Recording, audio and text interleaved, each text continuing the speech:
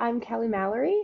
I am here to have a wonderful conversation about the power of scientific thinking and how that can help us have better connections, relationships, and maybe improve our work at the same time. Ladies and gentlemen, it's time for the Agile for Agilists Podcast, the series made by Agile enthusiasts for Agile enthusiasts. And now for your hosts, Drew Podwal and Brad Nelson.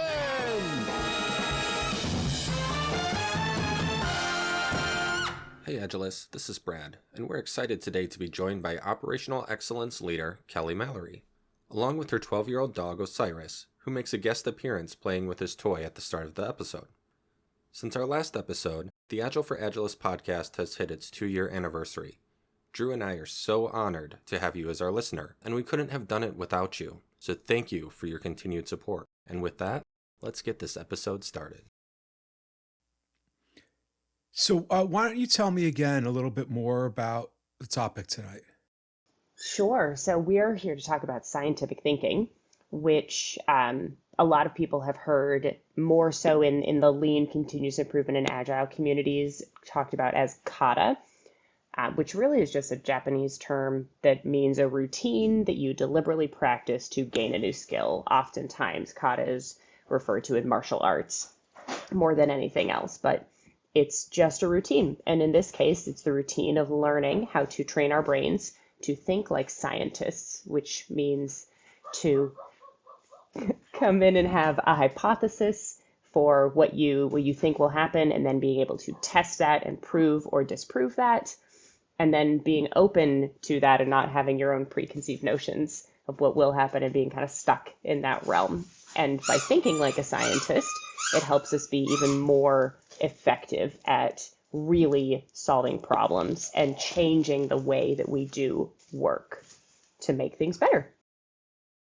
You mentioned kata. We love using or stealing Japanese words in the agile and lean space. But you also touched on agile and lean. So lean, we're thinking of lean manufacturing. There is lean software development as well. I would even argue agile is lean software development. And it's all based on, I'm going to try not to steal your thunder completely here, but it's all based on the scientific method. Like PDCA from Dr. Schuer, popularized by Dr. Deming. All of these things are the same. And it's interesting because when we look across the industry, every kind of best practice that we're seeing, whether it's product thinking, design thinking, user experience, Agile, we all talk essentially about an iterative process. All of that goes back, in my opinion, it's boiled down to scientific thinking. And so where I'm curious, and we can definitely dig into more, because I think there's an art to this scientific thinking of when to apply it and how we apply it. I think it's Rory Sutherland says like satisficing versus maximizing. But I'm curious, where are you applying this? What a cool question, because I agree. It's something that I really do think can be applied in a lot of situations. But so far, we've only talked about it in industry and in the communities about being applied in manufacturing or when you're doing a lean or continuous improvement transformation or like software development with Agile. But personally, one of my biggest successes with applying scientific thinking was actually in looking at the routines that my family has so that we could have fun every day. So it was really about building relationships with my new stepdaughters, who I had some relationship with, but not to the extent that I really wanted to. And so I've been really zooming in on scientific thinking with respect to how do you build those relationships with other people. And a lot of that is really, it comes back into how we think about other people. So that's what I've been playing with a lot recently, and it's been very interesting and very rewarding. Interesting, yeah. Would you say, is it harder or does it make more sense to apply scientific thinking to people in that way? I wouldn't say harder, necessarily. What is difficult, and it's true when you're trying to apply, I think, scientific thinking or improvement to anything, it's difficult to do when you can't see the process, right? So similarly in software development or in transactional work, if you can't see the thing being made or done, it's really hard to observe and be able to identify like what is currently happening, what are those measures, and then what might you need to change. So that's really the difficult part in applying scientific thinking to relationships, because it's not something that you can always put your eyes on. And so the trick there is getting really good at observing your own thoughts, observing your own feelings, and documenting those, and being able to then infer, okay, based on, right, hypothesis thinking, based on how I have acted in this situation, what can I infer about the other person? What conclusions do I think I might be able to draw, or hypotheses? And then it's about coming up with an experiment to test that. This is probably too much information, but this is the topic in therapy that comes up for me. My therapist says that I'm too logical and strategic with my professional relationships and my personal relationships.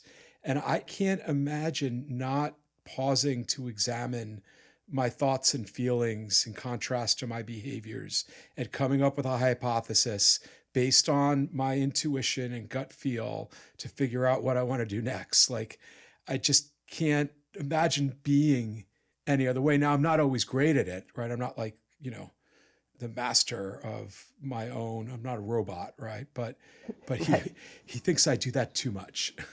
I can see, right, it's an interesting trap to fall into of like over analyzing. And if you, right, thinking about applying scientific thinking to our own thoughts, emotions, interactions can definitely lend itself to over analyzing to the point of, like, I play a lot of board games, so analysis paralysis is something that we talk about a lot, AP in games.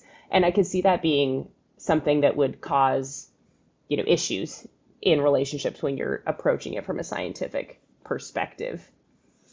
I'd say conversely, though, if you can get through that, and it's right, the second step of the improvement kata is grasp the current condition. One of my previous coaches said it's grasp, not strangle to death the current condition. Thank you, Julie Simmons. And so I think that applies here too, and it's learning to observe just enough without strangling to death, because we can sit in analysis for a long time that doesn't actually move us forward, though. We need just enough information to form that hypothesis that then we can go test. So it's then shifting quickly to testing. What kind of learner are you? Ooh, I think I like visual, audio, reading. That's an interest. I've never been asked that, and I honestly am not sure. I think I'm a little bit of visual and reading, but I can listen to a podcast and I think I digest it, but I have to like repeat it back to myself to really let it sink in. Yeah, I'm definitely more tactile in my learning, and visual second, tactile first. But as you were talking about that, I was wondering if the learning mode that you prefer might have an impact on being able to think in that regard. I think so. Absolutely. I think more than just your learning styles, also your communication style preferences. Because, right, Drew, when I hear the analysis, some people hedge toward like rationality and logical and just kind of shy away from the emotional, empathetic side. And that's just a natural tendency. And there's nothing wrong with that. What it ends up doing is it means it's harder to connect in that other realm. And so I think you would tend toward analyzing thoughts, where a person more on the empathetic, feeling, sensing everybody else's emotion side is going to be much better at sensing how other people are feeling, but not necessarily at being able to figure out how their thoughts are leading to those feelings. So the approach to the hypothesis and what tests you run is probably going to be very specific to personality, learning style, thinking style. So my theory, at least right now, because it's just the first time I'm thinking of this way, is like I'm definitely tactile, right? I like to put my hands on the thing and just, get started learning it, right? And then figure it out as we go along, right? So I am more prone to jumping into action, sometimes without all of the information. So I don't feel like there are definitely parts of my life where I am analysis paralysis for sure. And it's weird. The things that I get analysis paralysis about are just like, it makes no sense. Like, I have a Raspberry Pi connected to a touchscreen. I've been wanting for a really long while to create a weather station. I've looked up the information. I know I can do it. Like, I really know that I can do it, but yet I'm not running into action on it. I'm getting off track. But I think that, like, as somebody who is tactile, I'm able to gauge just enough of how much intuition and inference, I need from the scenario to just like roll my sleeves up and get started usually, unless it's creating a weather station, apparently. Well, I think one of the benefits of it is I think you could turn it tactile, right? Like so we mentioned Dr. Schuer, or I did a minute ago. He created the visualization for the scientific method, PDSA, or now PDCA. But there's lean canvases and all sorts of formats. Jeff Gothelf has the lean UX canvas that I think is pretty standard now. But Kelly, do you have any, I don't know, have you made your own, or do you have any sort of template, canvas, tactile process that you leverage? Oh, yes. I am a firm believer in visualizing the thinking. And so I generally will always use a storyboard. So I'm a classic, like, the original storyboard that Mike Rother shows in the OG Toyota Kata books and the practice guide. I generally stick to that. It has served me well. I am exploring a little bit of changing that up based on thinking more about internal dialogue routines rather than external routines that you see. But there's so much value in not only for a learner practicing scientific thinking to get that onto a page and be able to see all the connections that are outside of our head, but it also is really helpful for whoever's coaching them. Because generally when you practice scientific thinking, it's not you in a vacuum by yourself. You have a coach to help, because we are not natural scientific thinkers. And so to be able to have the story out visually just really helps both parties see thinking patterns, and it helps the coach highlight things, helps the learner then see the story and all those connections. So yes, 100%. I'm a big storyboard user. So I want to clarify something, actually, because you brought up the term coaching. I know what you mean.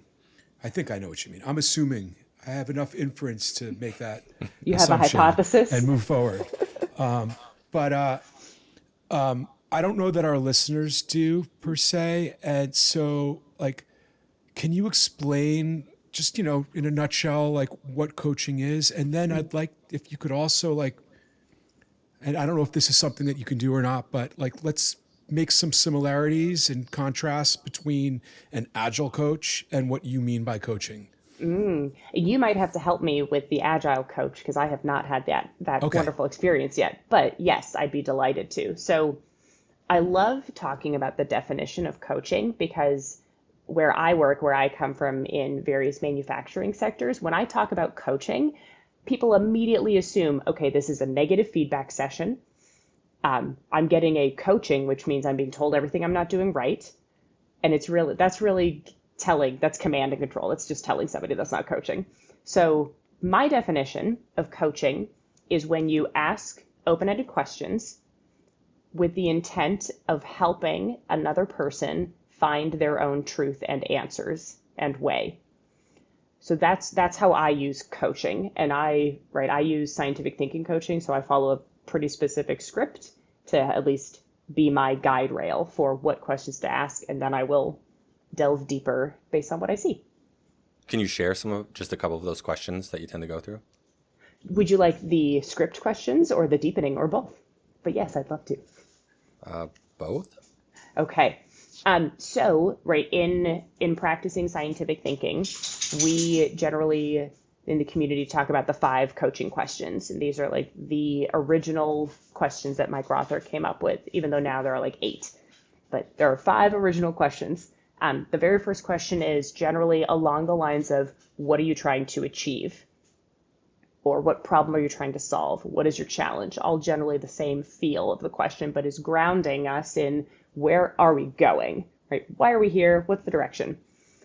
And then the second question is generally, what is your target condition? What is your short-term goal right now that's on the way to that larger, what are you trying to achieve? And sometimes only one of those questions will exist. Sometimes they both do.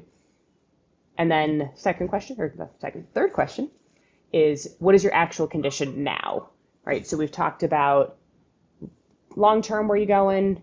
We've talked about maybe short-term, what is this smaller goal that you're aiming for? And then what's happening right now? And then we get into reflecting on any previous experiments you may have run. So what did you learn from the last experiment you ran? And then we'll move into, okay, what obstacles are preventing you from reaching that target condition right now? And that's the aim of trying to understand what is in your way. And then we will do a little zooming in. And then generally after that, the next question is, so what is therefore your next step? And what do you expect? And that's setting that hypothesis. And one of my favorite questions is, wonderful, so how quickly can we come back and see what you've learned from taking that step? To try to create that sense of urgency, make sure that they know you're with them, and set a time. Literally look at your watch and set a time for the next cycle. And so those are the scripted original kind of questions. And some of those, there is some natural zooming in that occurs. So like, what did you learn from taking your last step? I might get specific and actually ask, so what was the last step you planned? What did you expect? What actually happened? And then what did you learn? Otherwise, some really fun digging in happens when we talk about obstacles. So I will do a lot of asking about, where does that obstacle occur in your process right now? When exactly does it occur? What causes that obstacle to occur? To kind of zoom in and figure out, what does the learner understand about cause and effect of issues getting in their way, and what might they be thinking about from a solution perspective.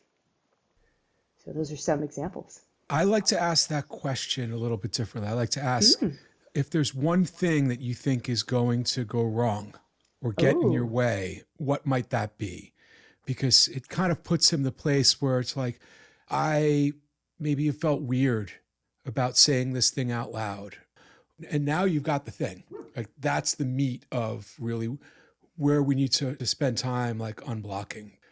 The reason why I asked you that, right, is because in contrast, in software environments, and I'm sure it's also true in other environments as well, the time that people usually reach out to you as a coach is, I have a problem that's preventing me from moving forward right now at this moment, and I want you to tell me how Agile is going to make this better, alleviate my problem, or whatever that is.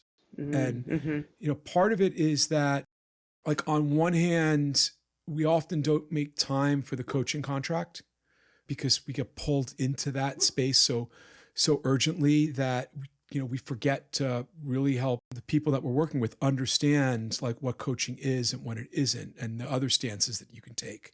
So that's one aspect. And then for me, and I think that a lot of other people have felt this way before, if I stay in the question space as a coach, I worry that people are going to think I'm a moron, right? Like, shouldn't you know the answer to that question you just asked me? Because that's the way I've reacted when my mentor coaches, who I didn't know were coaching me at the time, right? Like, I was like, wait a minute, this guy's here to coach all of us, and he's asking me a question like that. But I guess the point is that coaching, the word coaching in an Agile space can sometimes just be a suffix to your title. At other times, it could actually be a skill that you use. So that's why I'm bringing that up, because I think it's important for people to know what coaching actually really is. And you bring up a really great point about this whole, well, if I just ask questions, then how do I show how smart I am, or how competent I am, or capable? And I think that's a common misconception. And I'll admit, right, I've had experiences where, you know, continuous improvement and lean practitioners came in and spouted out all of their knowledge. And I was like, wow, you know a lot of things, but you don't want to listen to us or, you know, help us because you're just here to tell us what you know. Yep. Where I hear what you're saying about, right, if I just ask questions, will people think I'm dumb?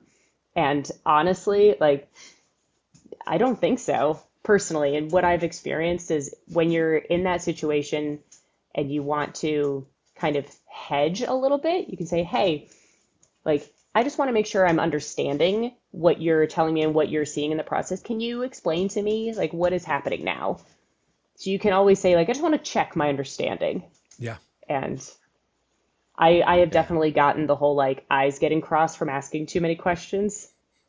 And I think that the trap there is if you are genuinely asking with curiosity, then it doesn't feel like you're leading somebody to what, like, sometimes you'll be in a conversation and somebody will be coaching you and ask questions that feel like they're asking a leading question. Like, just, you're leading me to water. Just tell me what the answer is, because you obviously know because of the nature of the question you're asking.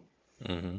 But when people come in with genuine, like, that's so interesting. Why do you think that's happening? Like, what is going on here? Then it's a little easier to take. And people honestly get really excited to share how smart they are and what they see, which allows us to just listen and observe and really zoom in on that one question that needs to be asked, because all we're trying to do is find the edge of what people know, because that's where the next experiment is.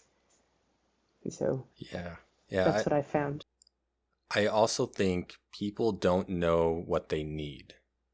And I think this comes up a lot with the Agile coach or consulting of any type of business consulting, is we hire people that have answers. We want the smart guy in the room to tell us what to do. But where these type of people fail time and time again is they don't know how to get to where they're telling you to go. They have this vision in their head. Right. Or they do, but in a very specific context, because they did it at this one place with this group of people in this product or this circumstance, which is awesome. And like, great. What a great launching place to start from in a new team, organization, area. But let's be real. Where you're starting from, that's a hypothesis that's going to work here. We never really know. That's why I'm a big proponent of, like, all the tools in the world are fabulous and really helpful. That is not the end all be all. And I will never come in and say, you must do X, Y, Z in this order, because that's what I've seen before, because that's just not realistic. I mean, you're aware that one of the core values in Agile is individuals and interactions over processes and tools. Are you aware of that? I am. Okay. Sorry, I don't want to be. No, that's good. But yeah, I mean, it's. I was just having a conversation today about like the benefits of just pulling out a box of construction paper, scissors, tape, and magic markers to prototype like a working proof of concept. We don't need to have a 100% polished, agreed upon process document that includes, information and training on how to use this brand new tool to get started with this new way of working, right? We could pull out the construction paper or origami paper if you want to continue with the Japanese kata and shuhari trend. But that's a tough concept for people to realize, like, I don't need to be perfect out of the gate. I don't need the perfect tools right out of the gate. Mm-hmm. Mm-hmm. And in fact, if you spend more time investing in getting that tool perfect, you've lost a lot of learning opportunity for when inevitably you implement it and it doesn't work. And then everybody's like, well, that was a waste of time and effort. And now I'm not going to want to do that again, versus that fail and try fast. So when I remember to put on my coaching hat and not my I'm smart hat, I do try to take a similar approach. But in software, it's funny you mentioned the scientific thinking. It should be familiar to all engineers, and we definitely have software engineers. But I don't see that in the software space a lot. So I don't usually put things quite in that term. I mean, we do commonly say like, what's the hypothesis or that sort of thing. But usually I just ask, have you solved this problem before? And it's kind of the same thing as asking like, have you done this experiment before? It's just getting them to think about it. And then what do you know won't work? Or what do you know now that will work, even if you don't know the whole thing? And so getting them to think through it. Or what is it that you think you should do? Or where are you at in your process? So it's still the same thing. It's just maybe worded a little bit differently. Right. Or another good question there is, where else have you seen something similar work? Yeah. Like borrowing from, borrow from nature in certain situations. We say, we've got to like heat this thing, or we've got to evaporate this liquid. Okay, well, where in nature has that occurred? Because that happens. Now we just have to figure out how it works here.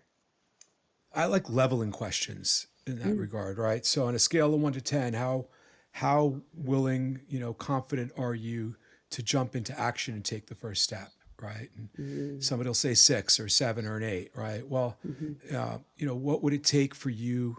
Like, what information would you need right now, or what conditions would have to be true in order for you to feel a 8 confident, right? If you said 7, let's say. And again, because that's now, it's giving the information to both the coach and to the coachee, like, where should we be spending our attention here, Yeah. I also like, that's making me think of another question that I found really valuable. When somebody's very stuck in their thinking, and generally when they're stuck in a closed-minded space, so they can't see possibility, they can't see their way forward. I like exactly what you said, Drew, but framed in what would have to be true for this to work, or what conditions need to be there for success. And often you'll get, well, we can't because, or it's not going to work because, and all of those are just obstacles in disguise. So it's like, great, so all of these things would have to not exist. Or you can then reframe that and say, okay, so I hear this is in your way. So if this condition didn't exist, it might look like this. It's like, oh yeah.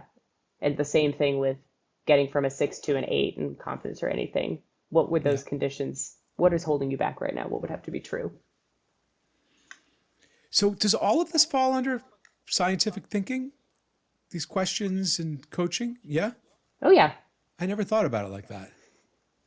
Because, right, scientific thinking and coaching in that way is really just trying to help somebody, one, get out of their own way, because that's often a big part of it, is where we're stuck in our own way. We can't see possibility or what the next thing might be. And helping people find, where is that edge that I don't know, and I actually don't know. Not, right, I think I know, like, that's an I don't know. So coaching for scientific thinking is just all about finding that edge and saying, great, how do we test right there as fast as possible? Because that's the way to move forward. Yeah. And so now I want to ask, because you mentioned testing, how rigorous and how much like control and evidence do you think is necessary? Or maybe it's like, I don't know, a tier. These sorts of things require more or not. But I'm curious on your thoughts there.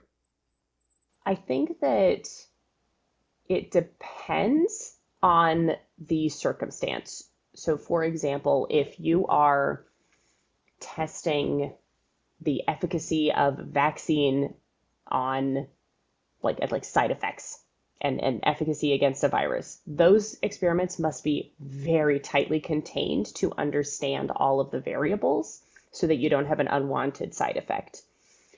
If I'm testing, an interaction with my family, the risk is lower that something catastrophic is going to happen. Well, it depends. It was fair. It depends on what you're doing. Like if you're going skydiving with your family, not a time to run really wide open experiments. But it's all about, I've heard, it's all about minimizing the blast radius. And so if I am, especially with humans, right? If I'm running an experiment on, hey, I'm going to try framing something this way with somebody to see what happens, humans are so many variables and we're so volatile and there's so much that I won't know and I can't control there that I would never expect to have a perfectly controlled experiment. But the point is, can I infer enough? Can I infer enough about how I came into that and my influence on the interaction? Where others, if you can have tight control and it's necessary, absolutely have that tight control. I love that you went there because Jason Little talks about the difference between complex and complicated. And that was my first thought early on when you were like, yeah, I apply this to people. I think the scientific method is perfect, or really the only approach to complex situations. And so when we say complex, it's unpredictable and it's uncontrollable. Where if it's complicated, which is most of things on the factory floor, it can require a lot to know and comprehend and understand, but it's controlled in that it's the same every single time. Right. And software is complex, and that's something that we talk about a lot in the Stacy Matrix and all of that stuff in Agile teaching to try to convince people of this, but we forget that any human interaction is complex. Mm-hmm. You never know, right? You can have perfect control around the environment. You can have perfect control around your own psyche and emotions coming in. But the minute another human being walks in with their own baggage and something else, history, bias, that might set them off at any moment, there's so much volatility. You can never really predict anything. That's why I love working with people so much, because it's so dynamic and it's so interesting. And even though there's a lot of science and psychology around why we do what we do, even now we really don't know. We really have no idea. And that's a fascinating place to be. It's terrifying. Well, again, perspective.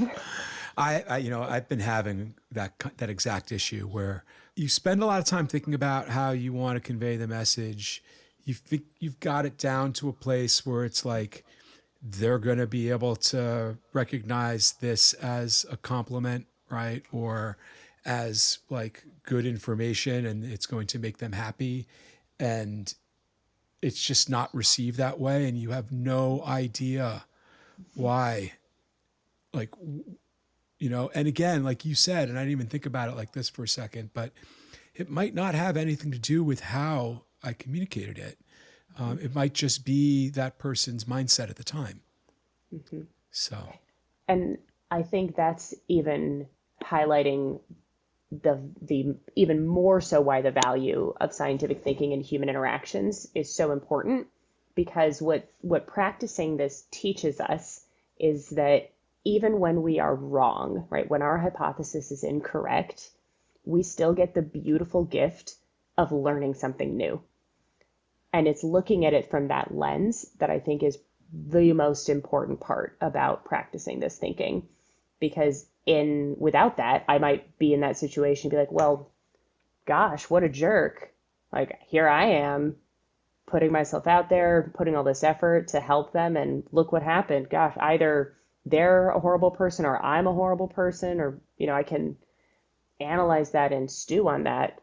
But if I'm practicing scientific thinking, instead I might say, well, that didn't go like I expected. What an interesting learning I've got here now.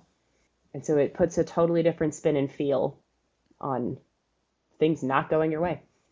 So I want to touch grass real quick on the Agile side of the fence, right?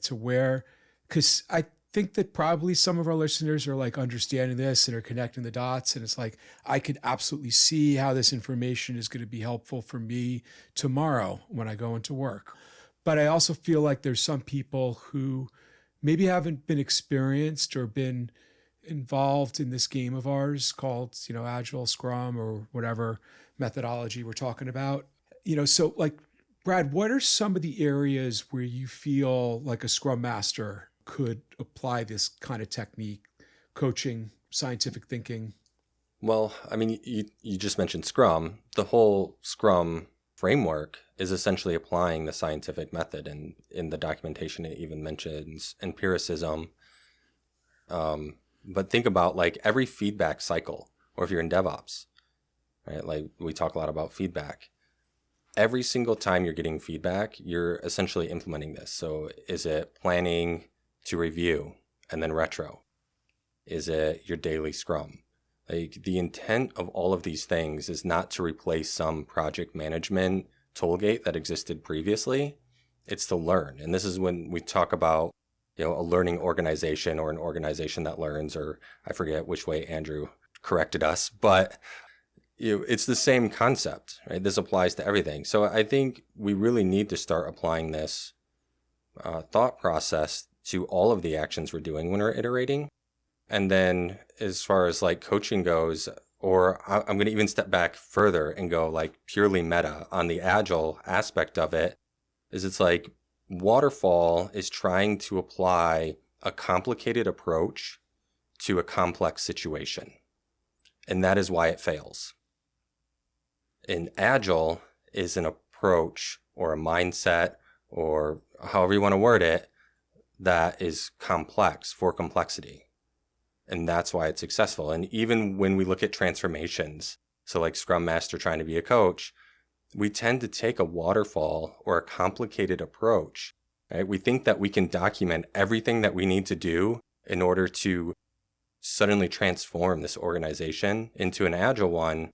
And we're not taking the scientific approach or a complex approach to that, because we're changing people, right? People are complex. As John Kern said, and I've said many times too, like, this would be easy if it weren't for the people. Those darn humans. So one of the other areas, Brad, that comes to mind, like maybe deeper into the grass, is escalating impediments, blockers, risks. Mm-hmm. It takes a level of understanding, right, that this is not a failure. It's an inflection point. That's an opportunity to learn, right? And you're providing somebody, by escalating it earlier and often, you're providing the ability for somebody else to have the opportunity to react to it, as opposed to waiting until the thing smacks that person in the face and they don't have the ability to respond at that point. To the personal aspect from a Scrum Master perspective, right? It's recognizing that even when your organization isn't specifically leveraging you in the way that the Scrum Guide says, how can I put in place some of the practices, or experiment with trying to put some of the practices in place, recognizing that that's a skill that you get to take with you. Like you said, Kelly, you get to grow from that over and over and over again. And to me, the total sum of all of the times that you've spent sitting in a space of frustration and discomfort to try to do one more experiment, like, it's the combination of all the times that you've done that make you a great Scrum Master, all right? Because you're incrementally learning over time and stacking your experience. But also, to your point, Kelly, like, no two organizations are the same. You can't apply that verbatim, but you can reflect on it to think about, like, well, what worked well there, and what's my hypothesis for what might work well here based on this experience. Right. And every experiment that you learn through is not only a learning about like that context and what you tried, but it's also learning how to experiment and how to think that way and how to reflect.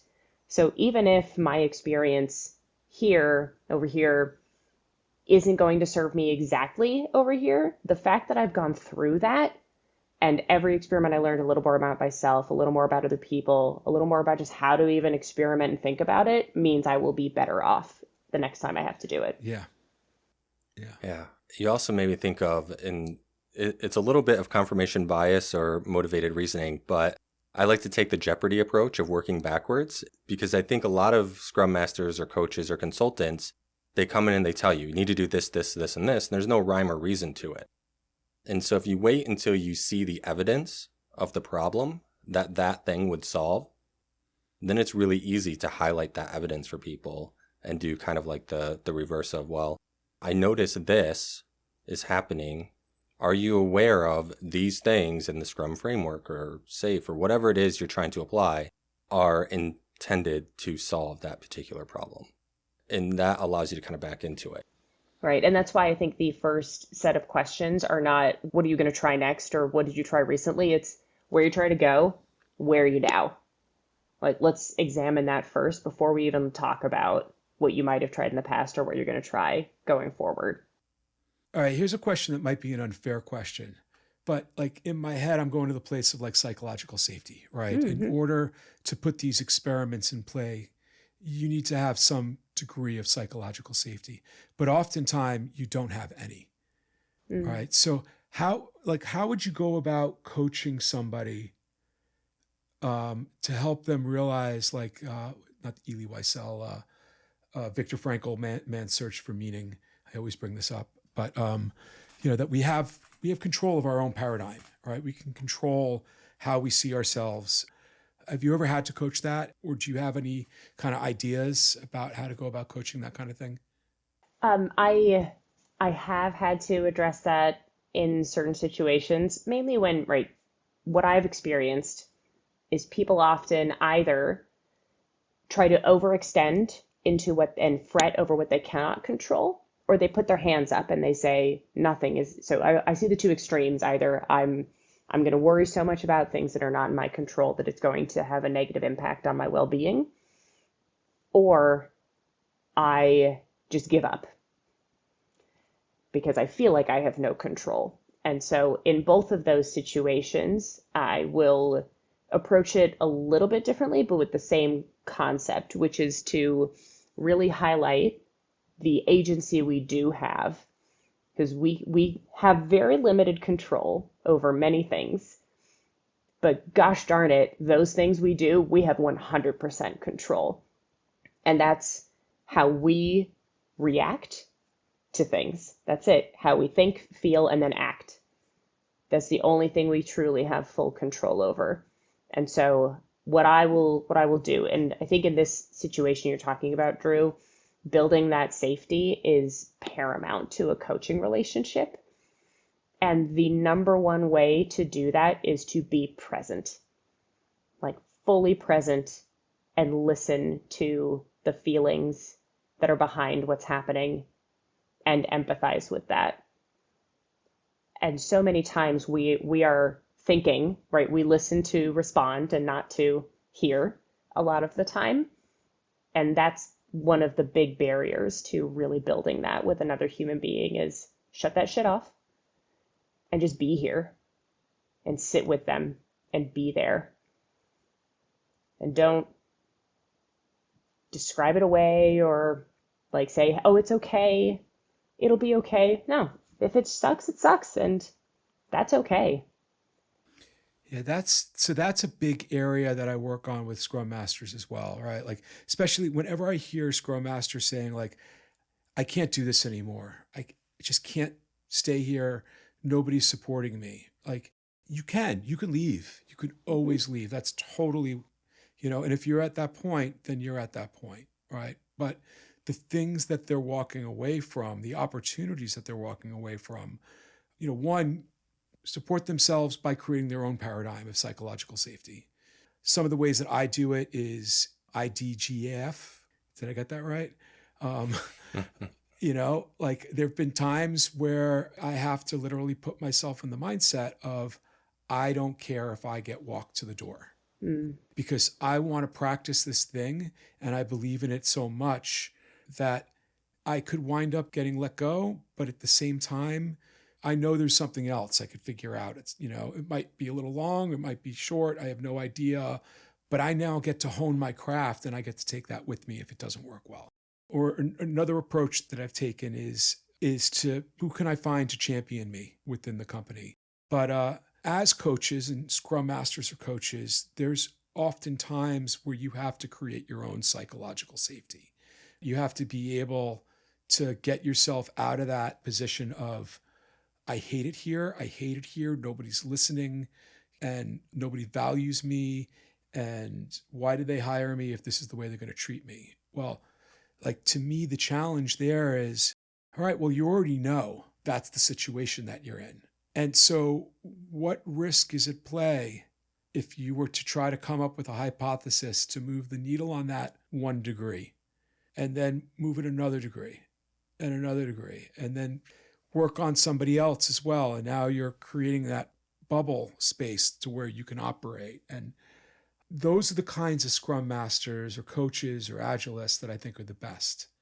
The ones that can self-soothe in that way or know where to vent. Like one of my coworkers, she literally has a dollhouse set of tables and chairs on her desk so that she could flip it when she's really upset. And that's, one of her ways of self-soothing. And like figuring out how to remain in discomfort for just a little bit longer is really what will make any agilist a little bit better. Yeah, I have a friend who's a fan of the screaming pillow. But, Kelly, to me, you were describing essentially stoicism. Mm-hmm. And so if you're looking to improve, I guess in that area, stoicism is a great area to look into. But Drew, to me, you're talking about emotional resilience as well. And they really go hand in hand.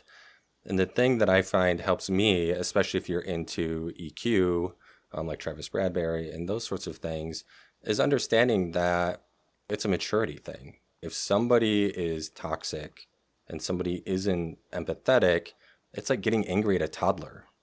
But sometimes we forget that because this toddler is in an adult body. Right. Right. But they haven't developed the skills to manage and regulate their emotions in an effective and positive way. And I like both of these techniques of the scream pillow and the dollhouse. I think it's important to understand yourself there. Like, what do you need? Like, what do I need right now? What is great support for me right now? And sometimes it is screaming, and it's knowing where do I have safety to do that?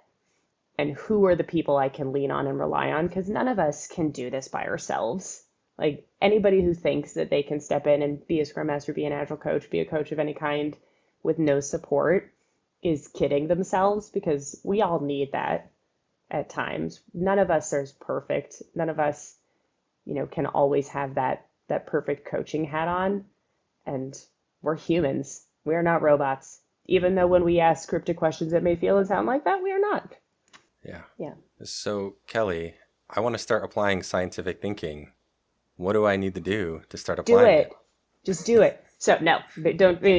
If you're really feeling like it, you can just gung ho and go. I would recommend, if possible, find a community that can help you, or a coach or somebody, because even though we like to think that we think scientifically, our brains are not wired that way, right? We are beautiful machines for jumping to conclusions and having bias, and that is not scientific. And so to really start, it is always helpful to have others to help you. The second thing I would do is start small. And the one artifact that I have taken from Kata and scientific thinking and just rolled into a lot of other practices is the experimenting record. And that's just one sheet of paper that has 4 columns, and it says, what's your next step? What do you expect? And then it's like, go do it. And then what actually happened? What did you learn? Very simple thing that immediately, if you just start doing that, you can begin to practice scientific thinking. And I'll give some examples of where I have just rolled that in. That is very easy. So meetings are a great place to use an experimenting record. And I would set up, what is my plan for this next meeting? What do I expect is going to happen? And then afterward, reflect. What actually happened? What did you learn? Great, go to the next meeting. Another really great place is any problem solving that already exists. Instead of a standard action list or action register, replace that with an experimenting record. So instead of just, I'm going to go do these things, every single action becomes an experiment. That's great. Do you have any resources that you would also recommend for people if they want to learn more about it? Yes. So there are a few websites that are great. I know University of Michigan is where Mike Rother learned about and studied his scientific thinking research. That's where it all came from. So he's got a website there. That's a fabulous place. There's one website that I'm forgetting the URL, but I'll make sure to link that up, that is for kata schools across the world, and is a map of the world, and it highlights where all of the kata schools are. And so you can find your local kata school, and if there isn't one there, find one that's nearby or start one. I did that in the Northeast of the United States. There wasn't anything. I was like, well, I'm going to start one. It's happening. And so now we're on the map. So that's another really great single site that can help you with connecting with various communities that exist. And so people could join your community if they wanted to connect Absolutely. with you? We are open to anybody who feels like coming anytime. We've got some people from the West Coast, some people from Europe that come. We're in the Northeast because that's where myself and my co-founder are, but it's really open to anybody who it fits their schedule and wants to learn more about this weird thing we call kata and scientific thinking. Awesome. And then I feel like we've kind of touched on it, but I want to really call it out. What sort of industries or types of businesses have you personally or have you seen applying scientific thinking? So personally, I have applied this in a solar startup. Some of it didn't go great, but it works. I have applied this in aviation, aerospace, and they're still doing it, and that works really great. Med device is where I am now. I have seen it there. I have seen it in food industry. I have seen it in healthcare. So it's not just for manufacturing. It works in hospitals too. I have seen it in legal. I know some people who work in legal industry that use scientific thinking, in insurance, in wholesale, in retail. I've seen it everywhere. It works everywhere. And I've seen examples of that and people in industries all over the map. Scientific thinking is for everybody. It's for everybody. Not just for scientists. I keep on reflecting back to you saying, I forget how you said it exactly, that the human brain is flawed and we all think that we're really good at this. And then I'm reflecting back to me saying, I'm really good at this. And sometimes we are. Like, let's be real. Sometimes we can be really good, but it's not our default. I think that's the important thing. It is not the default way we operate, and we all need help seeing. So let me clarify then. I am really good at making that my default. Bad joke, sorry. So what's interesting is we don't usually talk about future guests, but we have Dr. Alex Korb, who's a neuroscientist that we're going to be recording with soon. So we'll have to remember to bring this up and be like, hey, let's get into why are we this way. But at a high level, it's heuristics. The way our brain naturally thinks is that people like to say our brains are lazy, but really they're efficient. Right? Yes. And so an assumption or jumping to a conclusion, and I keep thinking of Office Space, the jump to conclusion map every time we say that. But it's a way that we save energy. And so I don't think it's something that we should wave our finger at people for doing. It's how we work, but also understanding, right, that like sometimes we have to fight against our own nature. Mm-hmm. And I think that's important how you said that it's not about finger waving, it's about understanding, because when you're trying to coach somebody in this way of thinking, we have to remember it's not the default. And it doesn't matter if you've taught somebody and asked the same question multiple times of them and they still don't see it.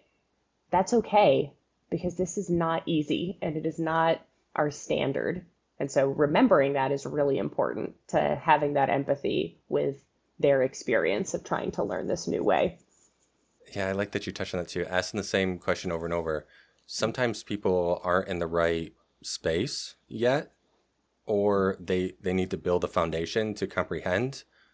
But also, I like to apply the scientific method to my questions, in that if I've asked the same question multiple times, they're not getting it, maybe I need to word it differently. Right. Or I've had a really interesting experience along these lines recently where I have coached some individuals where English was not their first language. and or we're working across cultural boundaries. And the same thing happens to me where I ask a question, I wait, and when I start to see some of those physical indications of not understanding, I have to think, okay, how did I frame this that is not clear? And so learning how to ask a question in multiple different ways, different words, and what words land and what tone and framing land with different people is also a really interesting learning through this. Yeah, something that I think maybe takes a little bit more confidence, but that I think is effective is saying, I'm going to tell you something. I want to make sure you're understanding it. So I want you to repeat it back to me. Mm-hmm. Yeah. Confidence or a lot of humility. Mm-hmm. That I know that I suck at communicating sometimes. So this is to help me more than you. And I'm sorry it's going to be uncomfortable, but like, I really need to know that I'm doing this effectively. So Drew, are the wheels turning? Yeah, no, I'm just reflecting back on like my day today and where I was successful at using this. I had a day today.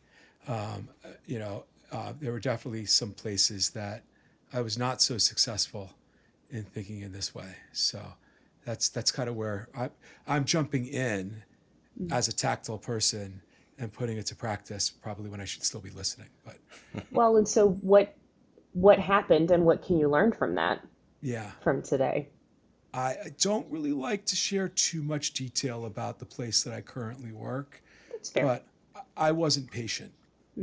I was frustrated and wasn't patient. And like Brad, what you just said triggered that memory in my head. I forget exactly how you phrased it when you jokingly said, like, this is how you do it, and I want you to repeat it back to me. Like, I pretty much took that stance today out of frustration. What I learned from that is I probably need to sit down and think about, how do I identify that I'm moving into that mindset?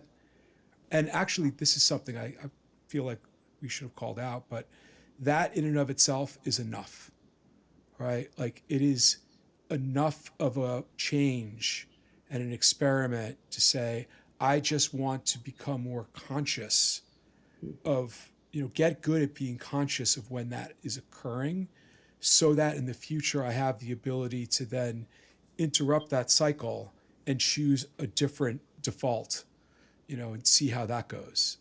We often think that an experiment must require making a change. Yeah. But observing is a wonderful experiment because there is such rich learning that can occur in just trying to see what really happens. I like that. I did CBT for many, many years. And like every time I'm in one of these conversations, I'm like, okay, we're not therapists, but this is CBT. A little bit. Yeah. A little bit. I think that sometimes being a coach is 20% therapy. We're not allowed to say that. Well, fair. Not real therapy. Yeah.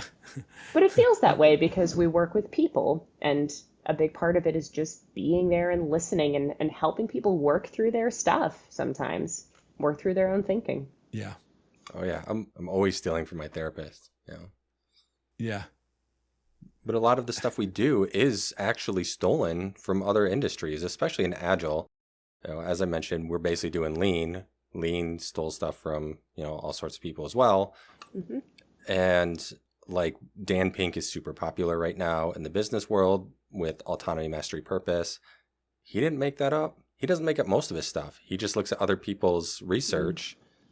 And I love him for it because he makes it very accessible and readable. But all this stuff comes, I guess what I'm trying to say is from psychology and other fields and industries. So I do think it's very much relevant. And I often steal from CBT when I'm trying to do change, when I'm trying to impact change on people, like organizational change management. None of them talk about CBT. They all are like, well, we can take a iterative approach to it. We can do like pro-size ad car model. Like there's all these things that nobody stops to think like, what are the levers that people use to change? Mm-hmm. And then what's the psychological impact of change? This is why all coaches, like why I love reading about psychology and listening to, because there's so there's so much value in just understanding a little bit deeper how the human works, the human psyche works, because it just helps us be better for each other when we do this. And as people who coach and influence others, the only way to do that is by understanding the human side of it and the humanity. Yeah. Yeah. So is there anything, Kelly, that you feel like we haven't touched on that's like exciting or crucial that we should talk about related to this? I will say the trajectory of this conversation is not what I expected. So I'll have to reflect on that and what I learned from that, which is a wonderful thing. I don't think so, because often what I hear is people talking about scientific thinking in the context of mechanics and, and Agile, and how does this actually work? But we don't talk enough about the fact that it is changing thinking patterns and the human being side of that. And so I really appreciate that that's where we've landed and kind of waded into in this conversation. Is it's all about the people and our brains. Yeah, the only other thought that comes to mind that I would be interested to hear your thoughts on, Kelly, is I sometimes feel like, I don't want to say the scientific method, but like evidence can almost be like weaponized to dismiss or gaslight people. Or when we think of like systems thinking, we can try to maximize and get ourselves in trouble. I think of like when a leader always wants you to come with evidence and metrics and a business case for every single experiment. Have you experienced that, or do you have any thoughts on how to get out of that? I have experienced it, and I think data is great, right? What is it? In God we trust, all else bring data. I do agree, because there are so many conditions where we can bring a story and we need to listen to the story that the actual problem tells us, not what our brain tells us. That was Maggie Jackson, who just wrote the book Uncertain. However, I have seen where data can be then held over somebody, probably to withhold resources or action. And to me, in that situation, my immediate thought is, okay, what is happening for that person that is withholding? Like, why are they choosing to weaponize the data? What fear, uncertainty, what is happening for them? Because that is an indication that something is going on. And that's what I would zoom in to understand more. Like, what is holding you back? What is preventing you from saying yes to this? What is holding us back from being open to trying something? And so those are the kinds of questions I would begin to ask that individual, even just to understand, what is their perspective and what is happening for them that is leading them to that decision. I like that reflection. I also like the idea of asking directly. I think a lot of times we're too afraid to ask. And that's not just in a challenging situation like this. We limit ourselves because we make assumptions that people are going to be a certain way. Going back to the scientific method in people. A perfect example, I guess, would be this podcast that we're on now. Drew asked me if I was interested in this, and I agreed to it, and we've had a lot of fun. But when we originally started, we wanted guests, but we didn't necessarily know that we were going to have guests pretty much every episode, or what type of guests we're going to have. And I just started asking people. And I've only ever had like one person ghost me. Otherwise, everyone is always eager.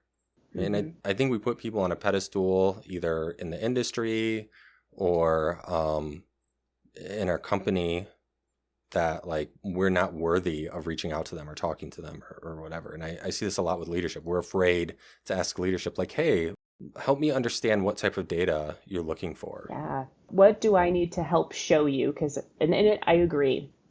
They're just a person. What is it? They put their pants on one leg at a time. They're a human being. They're a daughter or a son or a father or mother, whatever. Like, they're just people. And I agree. If you never ask, then you'll never know. And so I like that line of questioning you're going down, Brad, which is, okay, I brought you all of this, and that clearly is not satisfying your need. So what would? Right? What do you need to feel good about moving forward? And I think, Drew, this comes back to something you had said earlier when we talked about psychological safety too. It's about understanding what do they need to feel comfortable, to feel safe taking the next step. So I looked up the thing, and this is definitely new to me. It might not be new to you guys, but it was an example of correlation does not equal causation. That contrasted murder rates to ice cream sales. No, yes, I remember that one. Right. In the summer, apparently, murder rates and ice cream sales often follow the same trend lines, but that doesn't mean that every ice cream cone that gets sold equals somebody who's going to get murdered. And it doesn't mean that when somebody gets murdered, there's another ice cream cone that gets sold, right? And the reason why I was thinking about that is just because we have the data doesn't mean that we can't fall into that trap of misinterpreting the data.